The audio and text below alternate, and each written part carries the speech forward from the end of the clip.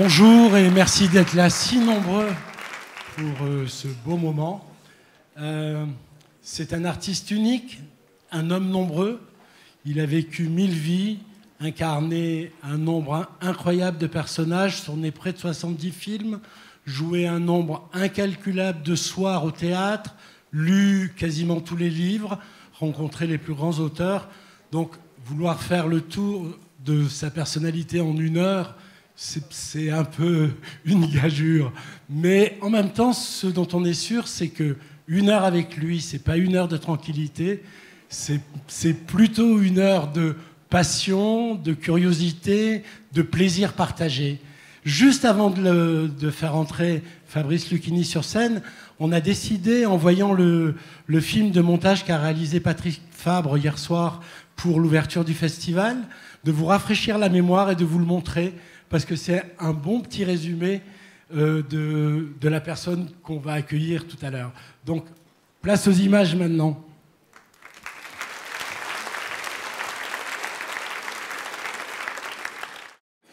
Mesdames et messieurs, Fabrice Lucchini.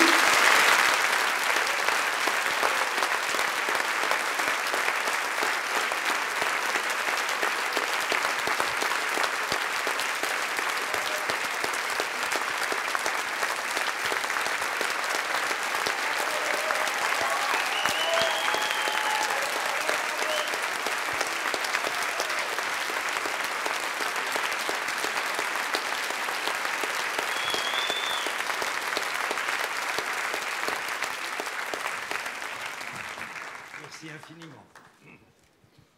Fabrice, bonjour et merci d'être ici avec nous sur la scène du théâtre d'Angoulême. Et Angoulême, c'est pas un lieu anodin dans votre histoire. S'il n'y avait pas eu Angoulême, oui, peut-être Philippe Labro ne vous aurait pas découvert et peut-être votre destin en aurait été changé. Ouais. Est-ce que quand vous venez à Angoulême, vous y pensez parfois? Là, les images, évidemment, me reprojettent dans cette... Bon, c'est très vieux, hein. Je devais avoir 17 ans. J'étais donc apprenti coiffeur. J'avais aucune vocation. Je n'avais pas de bonne qualité scolaire. Ma mère a tout fait pour que je continue les études. Et comme ça ne marchait pas, que j'étais inadapté, assez malheureux à l'école, elle a ouvert un journal. À cette époque-là, on avait l'apprentissage à partir de l'âge de 14 ans. Et je me suis retrouvé coiffeur. Je dois vous dire... Alors... J'étais pas non plus super doué dans la coiffure. J'étais pas trop mauvais en brushing, mais tout ce qui était boucle, même si j'ai eu le privilège de faire la nuque de Jodassin, ça c'est quand même un truc qui marque dans la vie. Et on m'a demandé de venir ouvrir une boîte de nuit ici. Alors, parce que vous dansiez très bien. Oui, par rapport à je vais dire un truc, j'étais fasciné par James Bond, mais il y avait du chemin pour arriver à James Bond. Alors j'ai pris quelques tics qui faisaient la blague, et j'étais fou de rhythm and blues. J'étais spécialiste de Wilson Pickett, etc. Et puis Labro m'a fait tourner un petit film, et je m'en foutais. Je suis retourné dans la coiffure, je n'avais aucun. Et c'est Pierre Cottrell, à qui je veux rendre hommage ce soir, producteur de Barbara Schroeder, et associé d'Éric Rohmer, qui lui a dit tu devrais, Éric, voir un petit jeune. Et moi, j'ai été voir Éric Rohmer ne sachant pas du tout qui il était. J'étais pas dans un milieu de parents profs pour qui Ma nuit chez Maud est un chef-d'œuvre. On n'avait jamais vu Éric Rohmer dans ma famille. Et il m'a donné un rôle dans Genou de Claire. Et là, il y a un agent qui s'appelait Serge Rousseau, qui a travaillé avec Dominique Besniard, qui m'a dit la chose suivante: autant pas te faire d'illusions, tu ne réussiras jamais, car tu n'es pas sexué. Tu n'es pas sexué, tu n'as pas de sexualité évidente. Il n'avait pas pressenti la potentialité, mais la potentialité organique d'une sorte de Johnny Hallyday, d'Elvis Presley, mais il m'a fait un cadeau. Le plus beau des cadeaux, il m'a dit, au théâtre, ils sont moins exigeants, tu devrais apprendre ton métier. Et là, j'ai eu le miracle de ma vie. Ma vie a commencé ce jour-là. Je suis parti chez Jean-Laurent Cochet, et là, pour la première fois de ma vie, tout ce qui se disait dans ce cours, je me souviens, c'était une analyse d'une scène de Racine, tout ce que Cochet disait aux élèves me parvenait parfaitement. Je comprenais tous les mots. Il n'y a pas un mot que je ne comprenais pas. Et je dis, mais c'est pas possible. Et ça a été comme Sainte Thérèse d'Avila. J'ai eu une illumination. J'ai dit, ce métier est un métier où, comme j'étais pas bon, je vais essayer de comprendre. Et ça m'a mis maintenant plus de 50 ans. Et je fais une dernière confidence, parce que je ne vais pas faire des réponses aussi longues. J'ai travaillé, en plus de mon La Fontaine, que je reprends dans 15 jours, 3 semaines, j'ai travaillé un texte d'Hugo, un spectacle sur Victor Hugo, au moment tragique où Victor Hugo perd sa fille, c'est-à-dire Léopoldine, le 4 septembre 1843. Et je vais faire, pas un spectacle, mais une lecture sur le moment, le changement de carrière de Victor Hugo, quelques années avant son exil en rupture avec Napoléon III. Et je vais dire des textes très complexes, bouleversants, tragiques. Et j'en profite d'ailleurs pour faire un petit hommage rapide à un metteur en scène qui nous a quittés, qui s'appelle Sophie Filière, qui est partie il y a une quinzaine de jours et qui devait faire un film sur Victor Hugo. C'est une grande cinéaste. C'est vrai. Elle est morte il y a 15 jours et je pense à elle. Et maintenant, je suis à vous pour des questions et des réponses plus courtes. Non, mais... Est-ce qu'il y a encore des personnes qui vous appellent Robert ? Il y en a très peu. Il doit y avoir une personne à Longwy, dans l'est de la France, qui m'appelle... Parce que vous savez, l'émigration italienne est partie dans l'est de la France. Mon père est né à Assise et il a été migrant jusqu'à Villerupt. Villerupt qui a un festival du cinéma italien. Et bon, est-ce que tu te sens bien? Parce que je te oui, sens... Ah bon, non, parce que tu m'as dit hier, je suis inquiet, mais n'aie aucune inquiétude. Non, tout va bien se passer. C'est un public extraordinaire, très nombreux, et on est dans une ambiance, mais vraiment, il n'y a aucun enjeu. Tu ne gagneras pas plus d'argent, tu n'en gagneras pas moins. Ça, c'est sûr. Tu n'as pas de carrière à défendre. Non, tu l'as fait. Allez comme moi, allez derrière moi. C'est pareil. On n'est pas pris dans l'horreur du 14h. Qu'est-ce qu'on va faire comme entrée? Non, on est là. On a des gens merveilleux, Jack Lang et Monique Lang, à qui je veux rendre hommage parce que c'est vrai. Dieu sait que je suis toujours un peu politiquement incorrect pour changer un peu de la musique, de la bienveillance mécanique de mes contemporains. Mais si le cinéma est là, eh bien, Jack Lang en est un acteur principal. Merci. Merci Paul. Est-ce que c'est une coïncidence d'attaquer les textes de Victor Hugo sur la mort de Léopoldine après le film de Guillaume Niclou, où le personnage est confronté au deuil, et à la Renaissance. À la Renaissance. Oui. C'est la formule magnifique d'Aragon, le hasard objectif. Ah, c'est ça, je ne me trompe pas, j'espère. Parce que je connais très mal Aragon. C'est dommage. Oui, je connais mal, mais tu sais, plus on avance en âge, plus on dit la vérité. Et plus on dit la vérité, plus on connaît ses limites. Et pour un acteur, il n'y a rien de mieux. À 25 ans, les gens croient qu'ils peuvent tout jouer. Et moi, je sais que je peux jouer pas tout du tout. Et moins tu sais que tu peux jouer pas tout, plus tu joues bien ce que tu joues. Peu importe. Justement, dans le film... non, mais alors, je te réponds quand même. C'est pas du tout une coïncidence, parce que le drame de Victor Hugo, la vie d'Hugo est évidemment marquée pour toujours. Il perd sa fille, elle a 19 ans. 19 ans, oui. Elle a 19 ans, elle venait de se marier 6 mois avant. Elle s'appelait Léopoldine. Elle meurt et lui croit en Dieu. Et là, évidemment, c'est le moment où il va dire un poème absolument sublime que j'ai envie de vous dire. Et puis, tu ne perds pas tes questions. C'est un poème terrible. C'est le seul poème désespéré de Victor Hugo. Victor Hugo, c'est le contraire d'un homme désespéré. C'est une vitalité de libido supérieure à la normale. Il était extraordinairement porté sur la chose sexuelle. Et d'ailleurs, la rupture avec sa femme, on ne va pas faire un spectacle sur Hugo là maintenant, mais sa femme a demandé qu'il aille ailleurs. Elle n'en pouvait plus. Elle n'en pouvait plus. 9 fois, elle a été attaquée le jour de noces. Elle en a, dès le début, 5 mômes. Elle a dit, on arrête. Fais-toi Juliette Drouet, fais-toi ce que tu veux, mais on arrête. Et elle l'a trompé avec Sainte-Beuve, qui était un personnage beaucoup moins beau, beaucoup moins vital, beaucoup moins puissant au niveau de la libido. Et il se donnait des rencarts dans les églises, il se prenait la main, des trucs très sublimés. Elle n'en pouvait plus, des assauts merveilleux. Mais sa vie a changé. Il ne faut pas que je me branche sur Hugo, parce que ça va durer 2 heures et qu'on va essayer de se concentrer. Vas-y. Justement... je dirais le poème à la fin, parce que si je le dis maintenant, ça va plomber. Justement, dans le film de Guillaume Niclou, on a l'impression...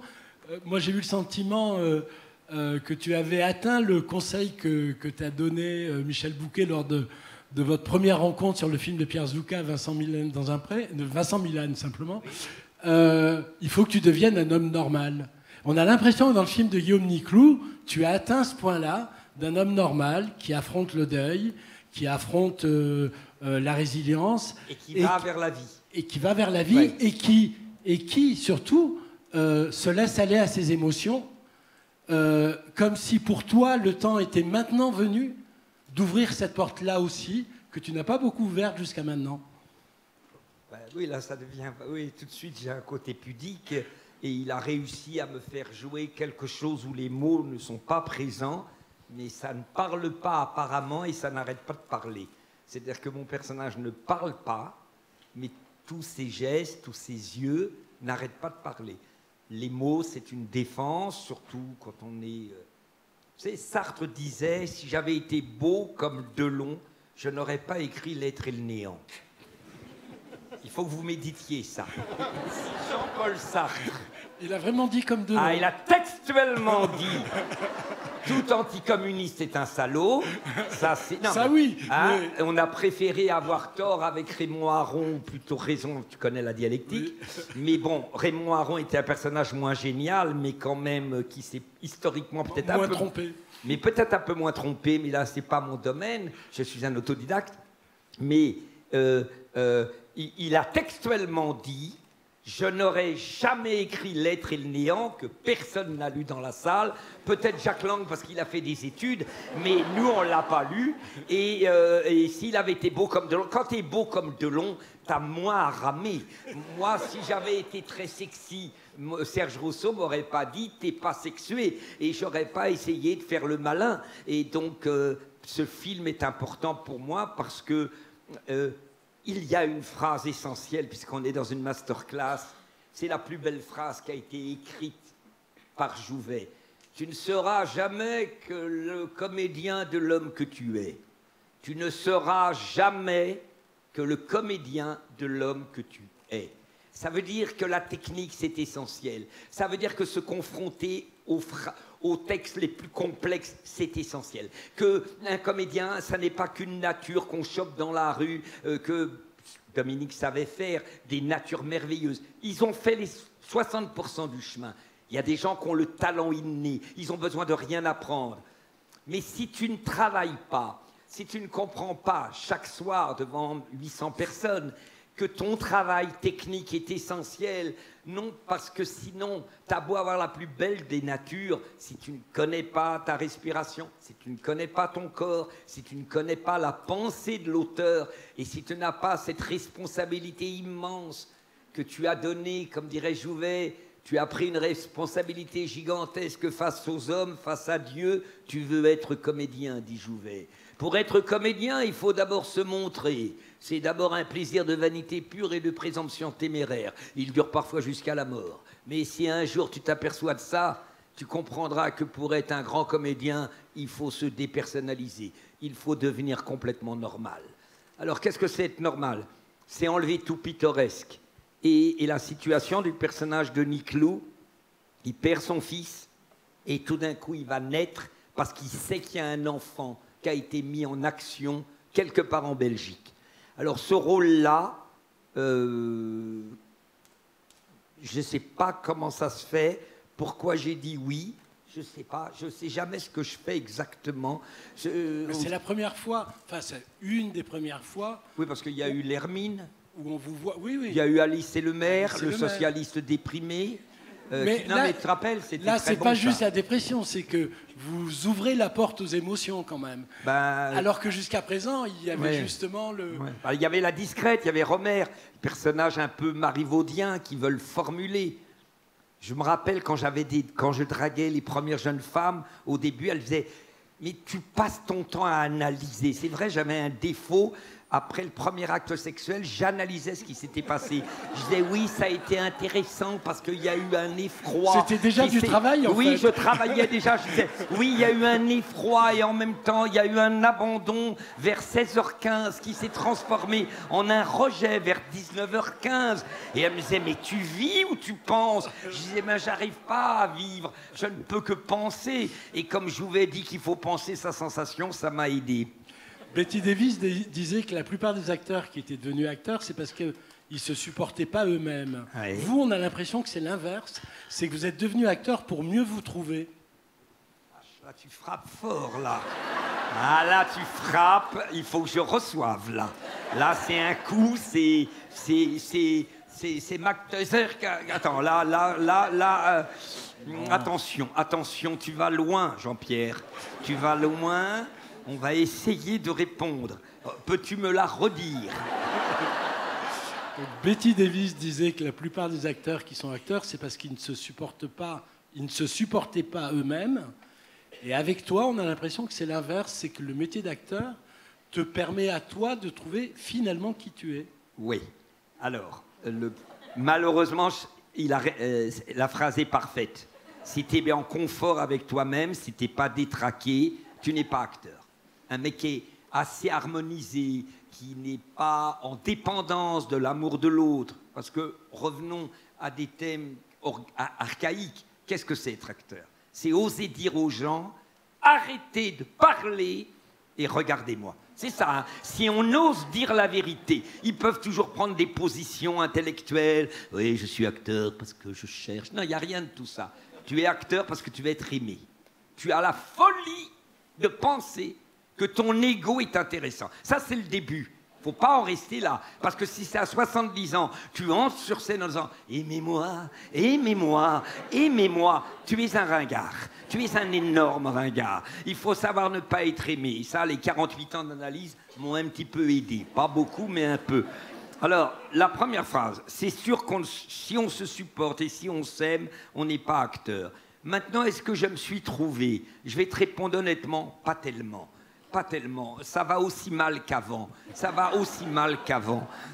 J'ai aucun rapport au bonheur. J'ai passé 1 mois et demi. Demain, je tourne PAT 12h. Ça m'a angoissé. Ils m'ont appelé. Christophe Honoré, vous vous rappelez, Fabrice, vous êtes au tournage demain. Je dis quelle heure? 12h. Je dis bon, ça va. Parce qu'on m'a fait dormir dans une chambre à la Cambrousse, là, en Angoulême, merveilleuse, mais il faisait 48 degrés.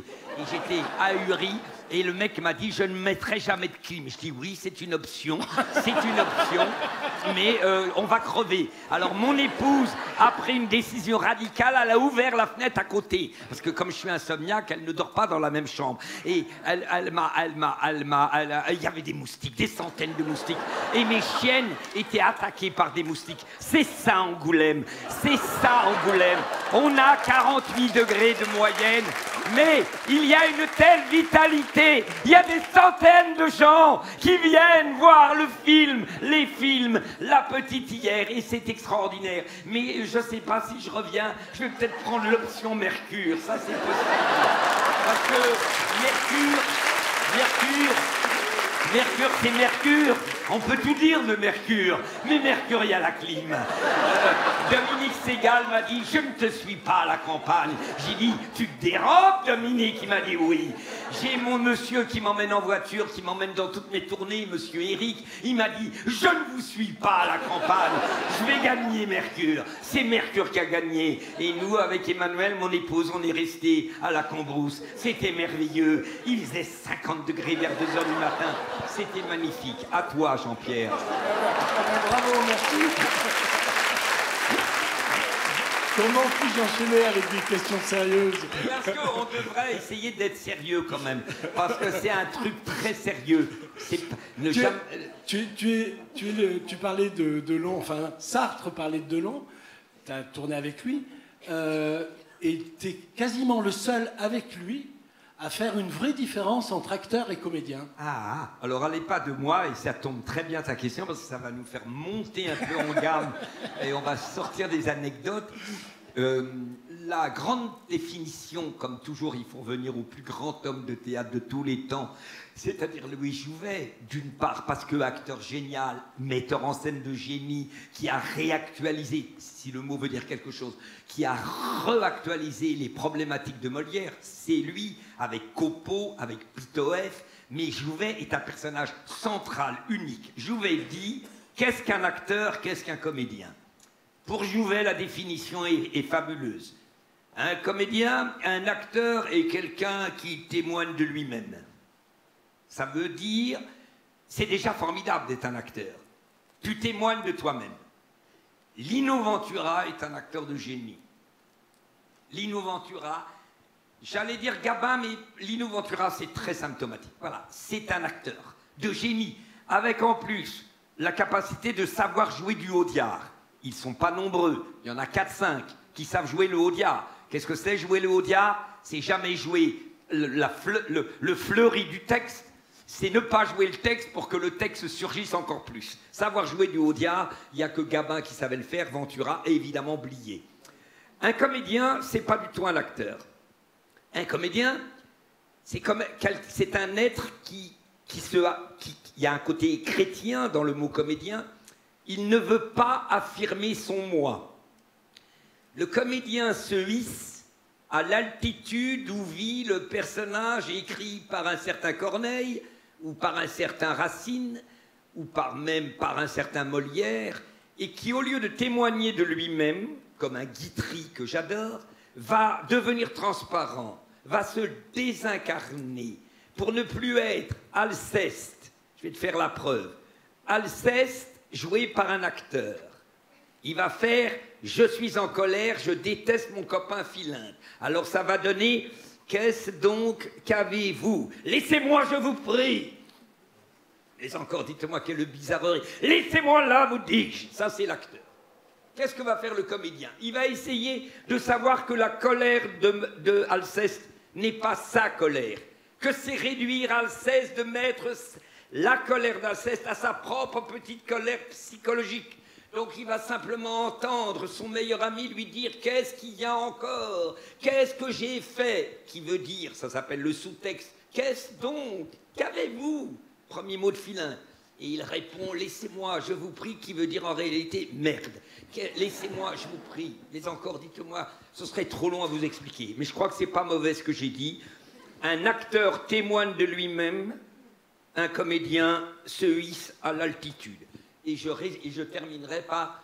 Et dans une représentation, on est un peu acteur et un peu comédien. Et on est grandiose et on est cabot aussi. On est tout.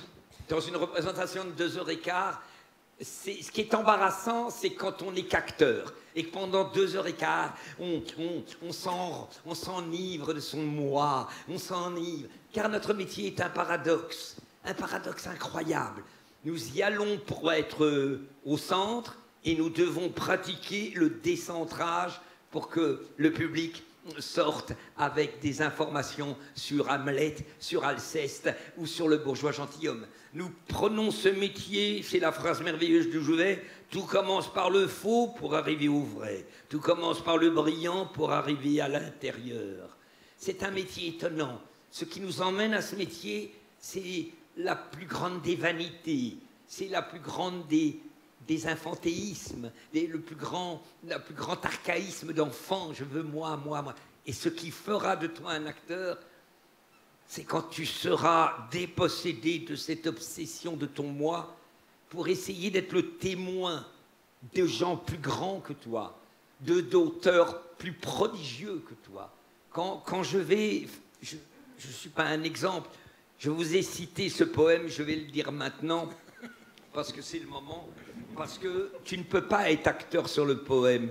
Ma lecture va commencer par un texte très rare. C'est l'unique texte de Victor Hugo à la suite de la mort de sa fille, où Victor Hugo dit « J'ai bien assez vécu, puisque dans mes douleurs, je marche sans trouver de bras qui me secourent, puisque je ris à peine aux enfants qui m'entourent, puisque je ne suis plus réjoui par les fleurs, puisqu'au printemps, quand Dieu met la nature en fête, j'assiste, esprit sans joie, à ce splendide amour, puisque je suis à l'heure où l'homme fuit le jour, hélas, et sent de tout la tristesse secrète, puisque l'espoir serein dans mon âme est vaincu, puisqu'en cette saison des parfums et des roses, hélas, ma fille, j'aspire à l'ombre où tu reposes, puisque mon cœur est mort, j'ai bien assez vécu.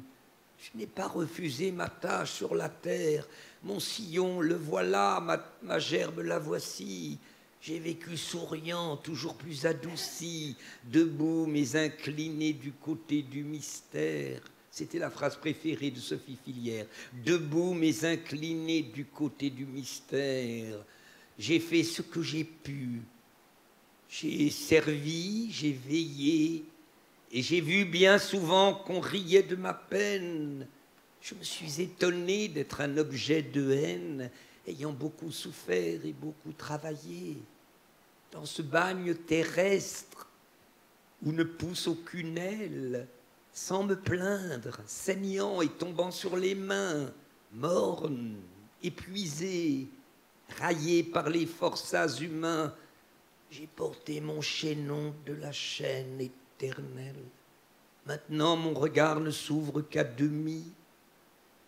Je ne me tourne plus même quand on me nomme. Je suis plein de stupeur et d'ennui, comme un homme qui se lève avant l'aube et qui n'a pas dormi. Je ne daigne plus même en ma sombre paresse répondre à l'envieux dont la bouche me nuit. Ô Seigneur, ouvrez-moi les portes de la nuit afin que je m'en aille et que je disparaisse. C'est le seul poème où Hugo veut mourir. Tu peux pas, si tu n'as pas travaillé des années, comme un malade, jour et nuit, tu peux pas aborder ce répertoire-là. Tu peux être un acteur extraordinaire au cinéma, mais si tu ne travailles pas pour laisser passer le texte des grands auteurs, c'est pas ma vision. Ma vision, c'est voilà, il y a des gens qui disent « Ah, la télé, il est sympa, on se marre bien. » Ben oui, mais il y a le théâtre aussi. Le théâtre, depuis 35 ans, je joue des grands auteurs. Justement, comment... Très bon ta coupe, très très bon. Non mais, j'ai beaucoup aimé. Il s'est dit, si je le laisse, si je le nique pas là, à ce moment-là, on est parti pour 1h30. Et comme on n'a pas un temps infini, vas-y Jean-Pierre, vas-y Jean-Pierre. C'était assez lié avec ce que tu disais. Justement, moi je suis très intrigué par ta manière de travailler, à la fois au cinéma et sur les grands textes que tu lis, que tu dis, que tu commentes en même temps. Est-ce que la démarche n'est pas forcément la même d'être au service d'un personnage, d'une histoire et d'un scénario et d'un metteur en scène. Très bon. Et au service d'un grand auteur. Alors, je vais te dire, les deux se répondent. Le théâtre, c'est 1000 mètres. C'est un 1000 mètres. Il faut beaucoup d'endurance. Il faut être un athlète.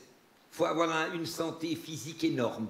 Parce que c'est 2h15 sur la scène, tu as 800 personnes tous les soirs et tu dis des textes complexes. Il faut les rendre évidents, bouleversants.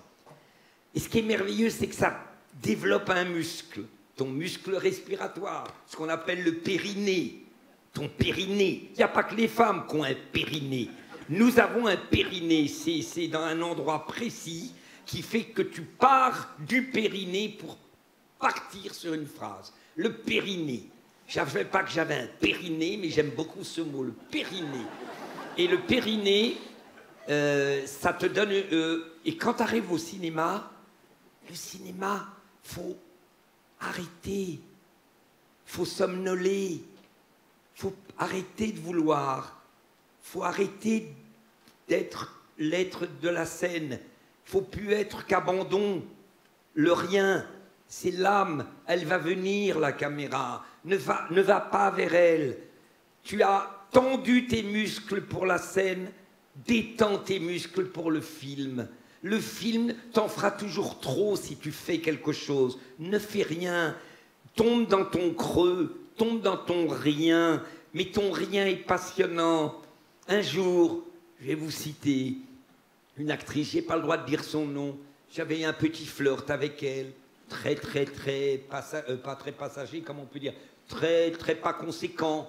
Il n'y a pas eu C'était quand? Je ne peux pas te donner les dates, mais j'ai eu une histoire avec une actrice très connue.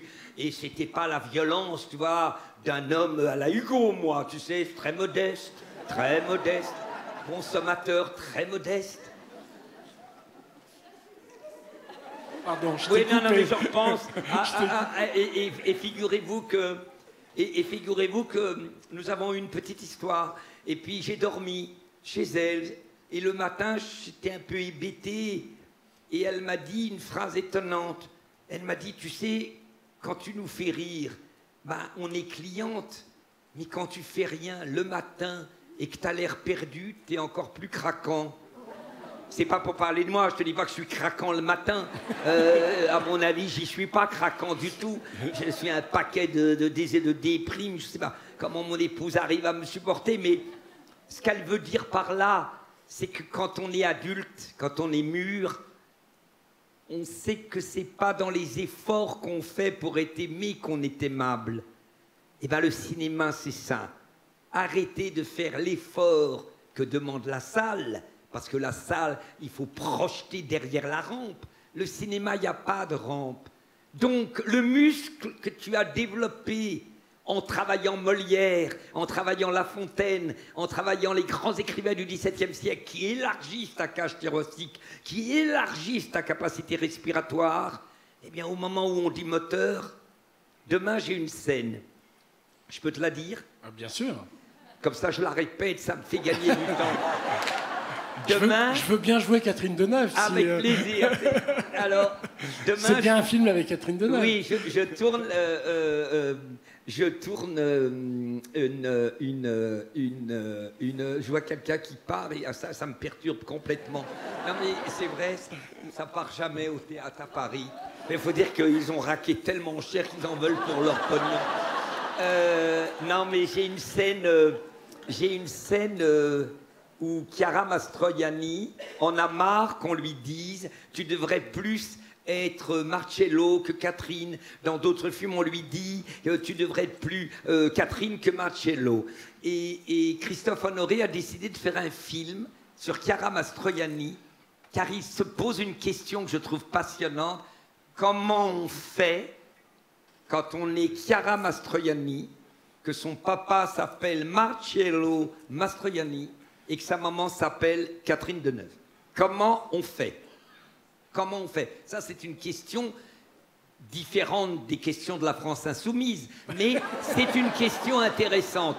Comment on fait quand on a deux identités comme ça? C'est passionnant. Ah oui. Alors, elle décide pendant un mois d'être Marcello Mastroianni. Et moi, je suis l'acteur qui donne la réplique au début devant Nicole Garcia, et je n'aime pas la manière dont la metteur en scène parle à cette actrice.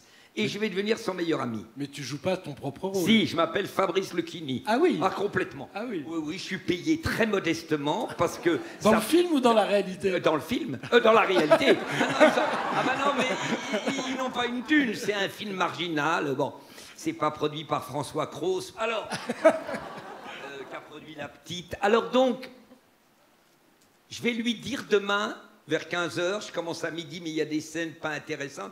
Je vais lui dire, non mais pas intéressante pour vous, je vais voir Chiara Mastroianni et je vais lui apporter des fleurs. Et je vais lui dire, la première scène que je tourne, on va me voir avec des fleurs, parce que j'ai envie d'amener des fleurs à Chiara Mastroianni. Et elle me dit, je dis, bonjour monsieur, parce que je n'ai pas compris qu'elle s'était métamorphosée. Je cherche le nom de Mastroianni, mais je ne sais pas, il doit y avoir un problème de pseudonyme, parce que je ne trouve pas. Et là, je réalise qu'elle s'est transformée. Et je prends mes fleurs et je lui dis, bon, ben, ça c'est pour vous d'abord. J'étais honteux de ce qui s'est passé hier pendant ce casting. Je trouve que j'aurais dû vous retenir. Je me suis trouvé... Oui, ça m'a travaillé toute la nuit. Je me suis senti extrêmement lâche devant Nicole. Oui, et comment vous trouvez? C'est assez extraordinaire, mais j'aimerais quand même comprendre quelque chose. Parce que hier, je veux dire, je m'attendais quand même pas à vous retrouver comme en votre père, c'est bien ça? Elle me dit oui, ça vous plaît? C'est pas que ça me plaît, j'adore. Voilà, ça c'est la première scène du film. Oui, mais c'est du travail, il n'y a que du travail. S'il y a beaucoup de comédiens, j'ai qu'un mot à dire, c'est que je travaille plus qu'avant. Ça devient presque maladif. Je travaille jour et nuit. Comme je ne dors pas, ça fait 10 heures de travail minimum par jour. Je travaille. Mais qu'est-ce que je fais? Concrètement, c'est quoi le travail? Épuisé, c'est pas jouer ce que tu crois qu'il faut jouer. Alors, je vais reprendre. Non, j'ai compris. Hein. Parce que toi, t'es du métier. Jouer, t'as tout de suite des possibilités immédiates que le texte donne. Mais c'est pas ça les bonnes. Faut épuiser pour ne rien mettre dessus. Parce que moins tu mets dessus, plus le public reçoit le cadeau dans sa totalité. Plus tu joues, plus tu mets, plus tu charges. Si tu dis ce soir devant vous, je ne sais pas, j'ai plus de souvenirs que si j'avais 1000 ans. Voilà, un vers de Baudelaire. Vous l'avez entendu? Oui. J'ai plus de souvenirs que si j'avais 1000 ans. Un gros meuble à tiroir encombré de bilans, de vers, de billets doux, de procès, de romances, avec de lourds cheveux roulés dans des quittances, cache moins de secrets que mon triste cerveau. C'est une pyramide. Tu vois, il a fallu des heures pour comprendre qu'il faut lier pyramide. T'as compris qu'il ne faut pas jouer chaque mot. Le mauvais, la personne qui ne travaille pas assez va dire « J'ai plus de souvenirs que si j'avais 1000 ans ».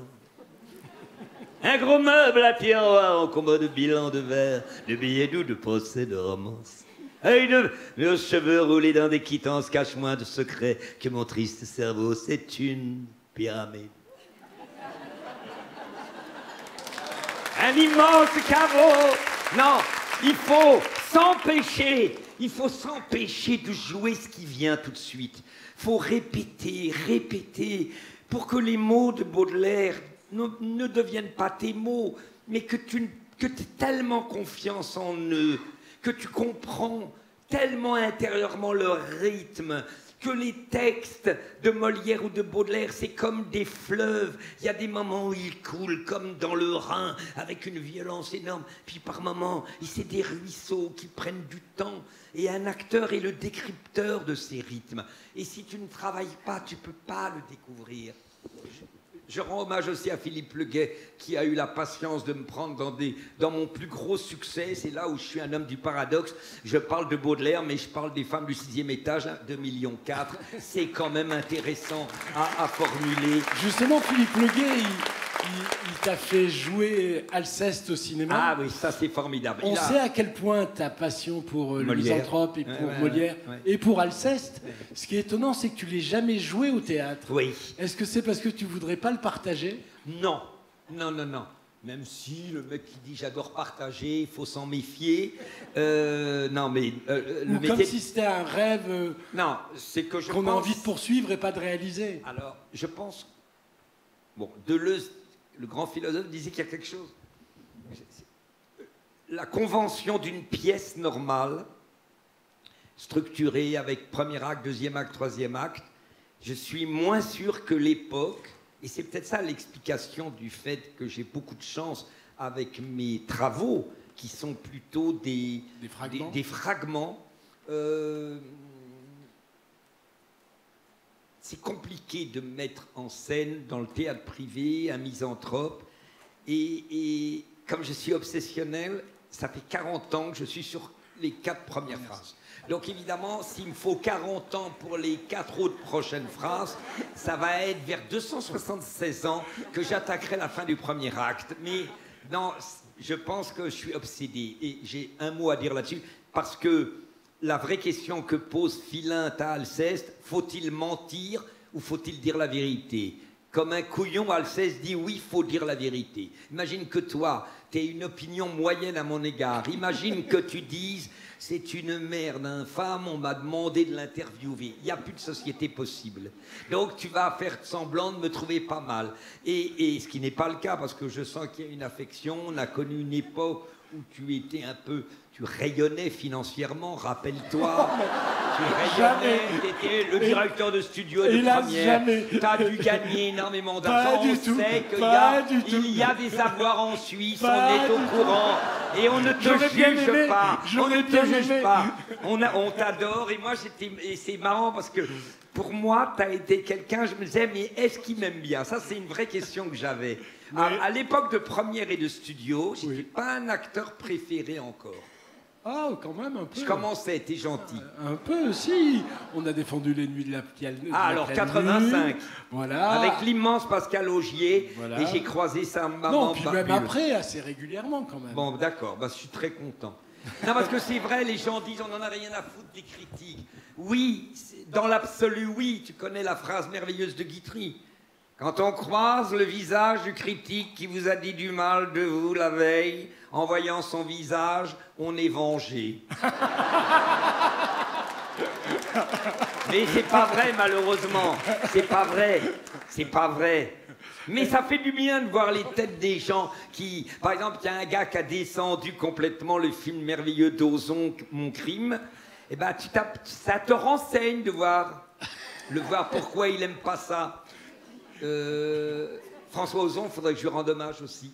Oui, mais t'es assez fidèle aux metteurs en scène, ou les metteurs en scène sont assez fidèles. Coup de bol, avec toi, que ce soit Romer bien évidemment, oui. Mais Philippe Leguet, Ozon... Philippe Leguet, alors ce qui prouve bien que la légende du caractériel, de l'hystérique, du personnage, imbu de je ne sais quoi, c'est pas vraiment vrai, puisque chaque fois il me redemande. C'est que je dois pas être si désagréable. Je te dis pas que je suis facile, hein. Je suis pas facile à vivre, non. Mais pourquoi? Parce que je suis impatient, parce que je suis caractériel, parce que j'ai pas le politiquement correct de la bienveillance, je suis pas dans l'empire du bien, je suis Scorpion ascendant Vierge, ça veut dire que ça va pas du tout, Scorpion. Le Scorpion, c'est la libido, Vierge, c'est le raisonnement qui veut éteindre la libido qui veut sortir, le raisonnement. Donc ça fait des téniens, et c'est pour ça 49 ans d'analyse, c'est aussi simple que ça. Il a fallu tout ce temps pour savoir que quand t'es Scorpion Vierge, malheureusement quand t'es Scorpion Vierge, tu peux dire au revoir au bonheur. Ça c'est clair et net. C'est pas bon du tout. Est-ce que quand Jean-Louis Barrault et Madeleine Renaud t'ont proposé de lire... en 85. En 85. Jamais j'aurais imaginé. Est-ce que t'as eu, comme Sainte-Thérèse d'Avila, l'illumination que finalement c'était une grande partie de ta voix de lire, dire... Des grands textes comme Céline, Le voyage au bout de la nuit. Il m'a dit, est-ce que vous voulez lire à 18h30? Je dis, mais... Il me dit, qui vous adorez? Je dis, j'ai été bouleversé, comme beaucoup de Français, par Le voyage au bout de la nuit. Et il me dit, est-ce que vous voulez le lire? Ce sera juste 8 fois. Je dis, mais vous êtes fou, cher Jean-Louis. C'est une musique tellement profonde, Le voyage au bout de la nuit. Tu sais, quand il parle du cinéma, en 1929, il est à New York pendant la crise américaine. Et dans Le voyage au bout de la nuit, c'est Philippe Leguet qui m'a donné envie aussi de reprendre cette période américaine où Céline raconte qu'après être dans une chambre sordide, il erre dans New York et il finit dans un cinéma et il dit cette phrase magnifique: il faisait dans ce cinéma bon, doux et chaud, de volumineux orgues tout à fait tendres comme dans une basilique, mais alors qu'ils seraient chauffés, des orgues comme des cuisses. On plonge en plein dans le pardon tiède. On n'aurait eu qu'à se laisser aller pour penser que le monde venait enfin de se convertir à l'indulgence. On y était soi presque déjà. Alors les rêves montent dans la nuit pour aller s'embraser au mirage de la lumière qui bouge. C'est pas tout à fait vivant ce qui se passe sur les écrans. Il reste dedans une grande place trouble pour les rêves, pour les pauvres et pour les morts. Il faut se dépêcher de s'en gaver de rêves pour traverser la vie qui vous attend dehors, sortie du cinéma, durer quelques jours de plus à travers cette atrocité des choses et des hommes. Dernière phrase, on choisit parmi les rêves ce qui vous réchauffe le mieux l'âme. Pour moi, c'était, je l'avoue, les cochons. Faut pas être fier. Voilà. C'est un texte magnifique sur le cinéma. Sur le cinéma, c'est génial. Magnifique. Et ça, c'est le gars qui m'a dit, tu sais, c'est génial, j'avais fait toute la première période. Toi, ta question, c'est est-ce que j'avais imaginé qu'en jouant 6 fois ou 7 fois, je le jouerais 25 000 fois. Oui, puis pas que Céline. Après, ah oui, après ça ouvrirait la porte à. Ça m'a ouvert la porte à Flaubert, à La Fontaine, à Roland Barthes, à Paul Valéry, et à Philippe Muret, Philippe Muret et à La Fontaine depuis 2 ans, où je raconte mon confinement. Mais ça, justement, c'est au Théâtre Montparnasse, ouverture des locations 11h, 20h, et maniez-vous, il n'y a plus rien en octobre. Hein. Mais justement, tu parles souvent de ce rapport très important, capital, essentiel et fondamental avec le public, une fois que tu es sur scène. Et pendant le confinement, tu fais La Fontaine tout seul chez toi. Gratos. Gratos. Oui. Donc c'est contraire à tout ce que tu as dit et fait jusque-là. Mais bien sûr. Et même Macron m'a dit, tu devrais arrêter les Instagram parce qu'ils viendront plus te voir au théâtre. Pas parce qu'on est... C'est ma compagne qui m'a dit, si tu continues dans ton confinement à tourner en rond, tu vas devenir cinglé, impose-toi un travail. Alors je me suis imposé de retravailler des fables. Et je pourrais faire le mec de gauche super sympa. J'ai pensé à toutes les infirmières. Mais c'est pas ça, quoi, j'ai pensé. Là, c'est un mauvais acteur. Hein. Oui, mais il y a beaucoup d'acteurs qui disent toujours « c'est par amour ». Oui, je sais bien. Ben non, moi, c'était pas par amour. C'était pour me sauver de la dépression que je me suis mis au boulot. Et en me mettant au boulot, sans le faire exprès, j'ai envoyé mes petites pastilles. Et j'ai eu des réponses géniales de toubib, d'infirmières qui me disaient « nous suivons votre Instagram, ça nous donne la pêche pour continuer à soigner les gens ». Alors là, j'étais bouleversé, mais j'ai l'honnêteté de dire que c'était pour moi que je travaillais. Je n'aime pas ces déclarations universalistes. Il faut être modeste dans ces... Tu sais... La phrase de Pascal, que le cœur de l'homme est creux et plein d'ordures. Moi, je suis très pascalien. Je ne suis pas mélanchoniste, je suis pascalien. Tu vois, je ne crois pas au lendemain qui chante. Je ne crois pas que la nature humaine changera. Mais ce que je crois, c'est au partage. Je crois au travail d'un Dominique Besniard, de toi, Jean-Pierre, oui, d'un Le Gay, le mec qui devient fou, d'un Philippe Le Gay, d'un François Ozon. Et je voudrais vous dire à vous tous, oui, non, je crois au théâtre, profondément, car vous êtes plus de 500 ce soir. Et j'ai 1 minute. Oh, mais non, mais, nous, on a tout le temps. Bon, d'accord. C'est toi qui dois t'en aller, mais moi, je resterai avec vous. J'irai redormir. J'irai redormir dans la chambre où il y a 51 degrés. Et je vais me faire bouffer par les moustiques. Je mettrai mes chiennes qui les mangent. Mais en un mot, je vais vous dire un texte sublime de Claudel. Vous avez du bol d'être venu, je ne sais pas si c'est payant, mais c'est combien le prix moyen de la place? C'est gratuit! C'est hallucinant! Bravo! Bravo, Besniard! Mais c'est la première fois! C'est la première fois. Et pour faire taire les mauvaises langues, Lucchini parle d'argent. Et bien là, j'ai fait une représentation du même niveau d'exigence que quand il paye 70 €, ce que vous allez payer en octobre.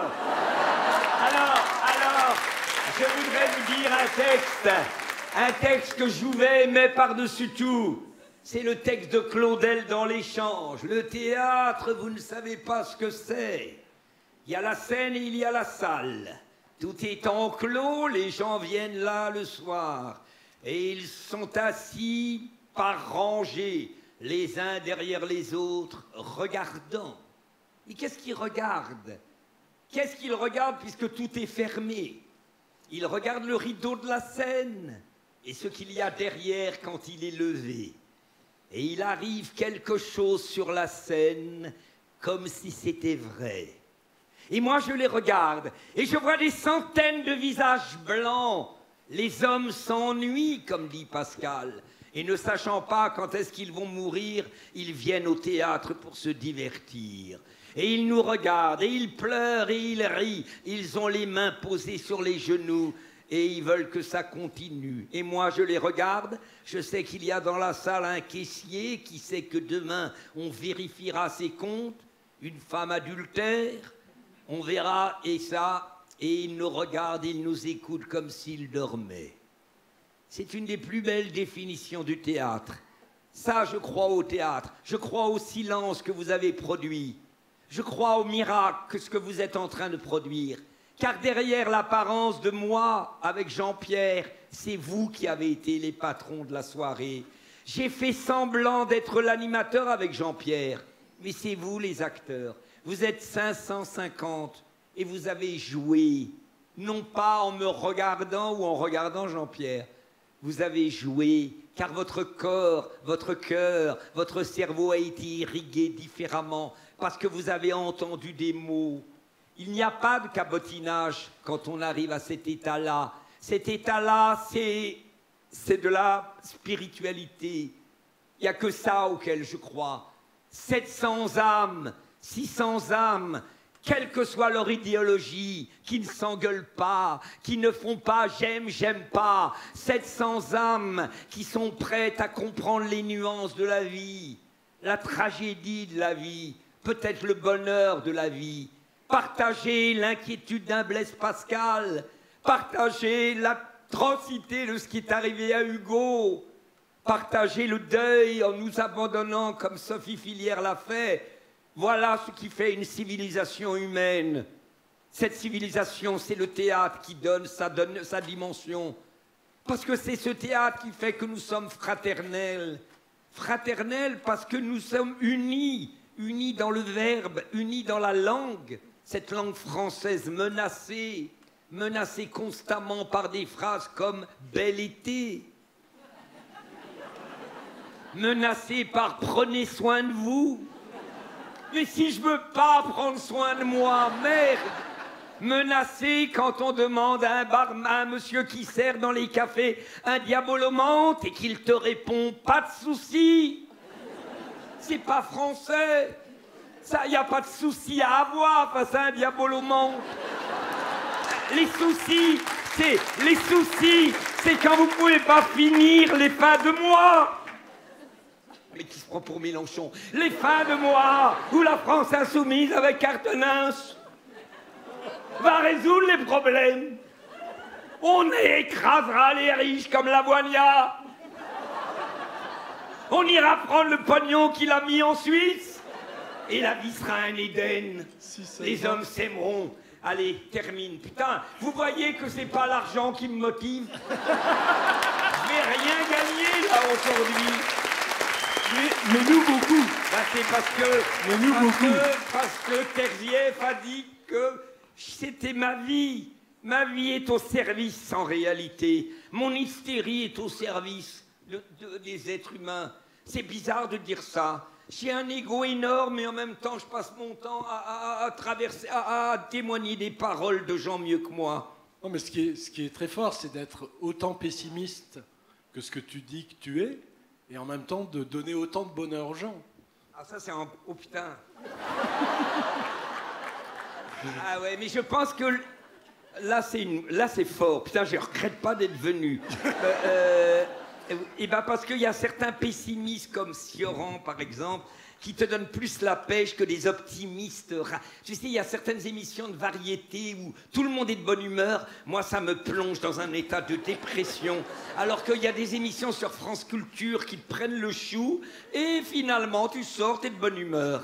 Tu vois, c'est compliqué la bonne humeur et la mauvaise humeur. Ce que je trouve tragique dans notre époque, c'est la bonne humeur, la drôlerie obligatoire, comme une doxa, presque comme un fasciste.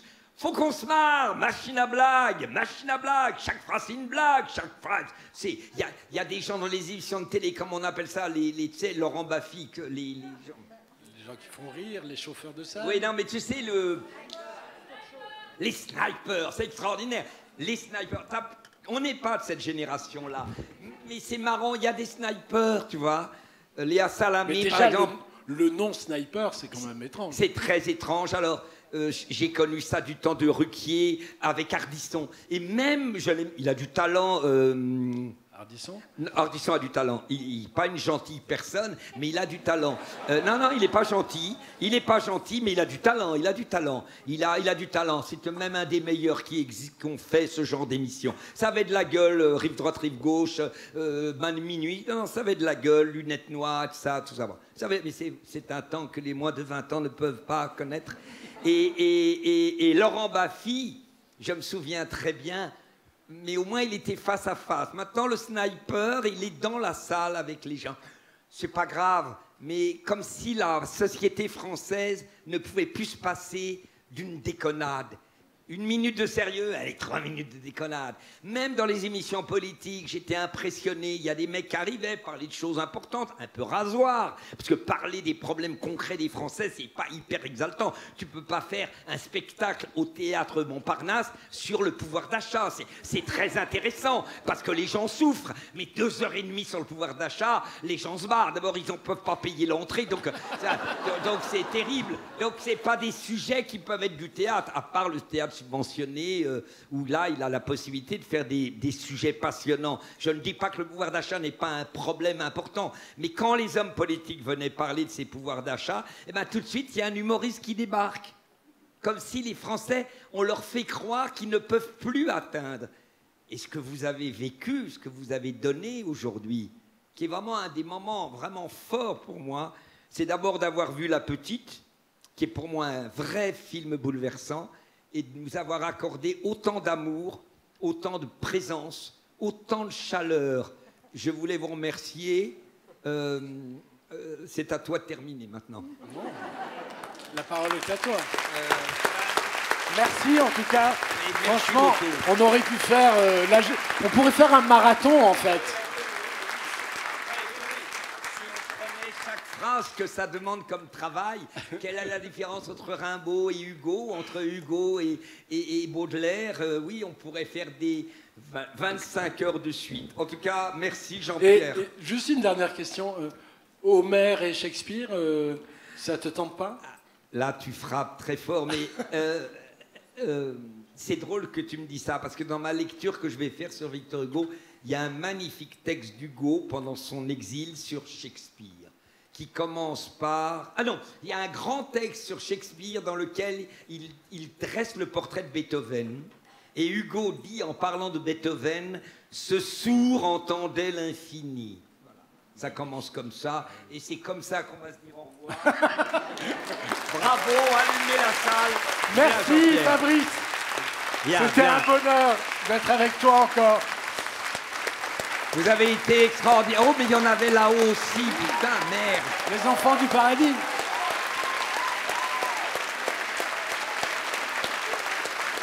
À bientôt. Merci Jean-Pierre. Merci à Angoulême. Vous avez été des grands participants. Merci beaucoup.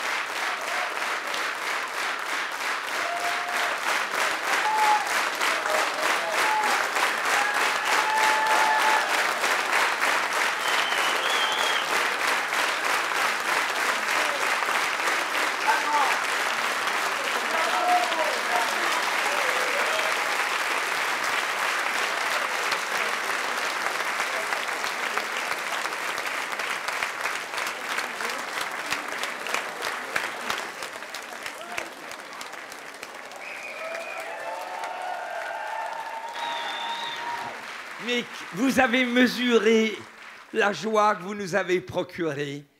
Vous avez mesuré le bonheur, ces moments de pure résistance. C'est vous les acteurs de ça. Vous avez résisté à tout ce qui est la bêtise de notre époque. Merci infiniment.